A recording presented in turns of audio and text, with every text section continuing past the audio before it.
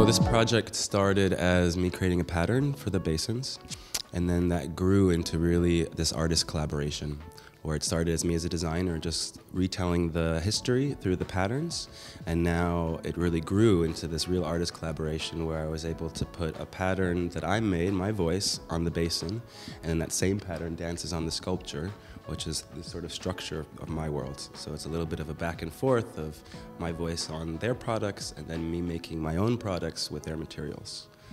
And it's called Second Glance, which is about this notion of when you look at something the first time, you don't really get everything. But when you look at it again, and you really see all the small details. So a big part of my work is this idea of how to see the smaller details of life. And Second Glance enables you to see the smaller details. So at first the pattern may look like an abstraction, but then when you look closer, there's a whole history of the company built into this pattern as well.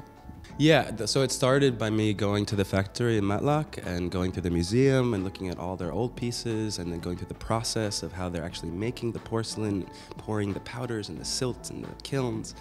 And that's really like alchemy, it's really like magic, you know, to see this process.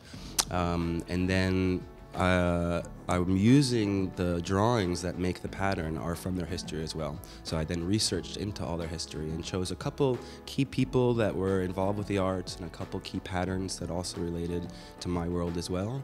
And then I sort of deconstructed them to reconstruct them again into this new story. Design is really, I think, not just a practice, but it's really a way of life in my mind, where whether it's the way you design the way you eat food or the way you dress yourself, everything has a logic and a function behind it. And to me, if back to the sense of seeing the smaller details in the world, and design to me is really appreciating the small details, the function of very small things.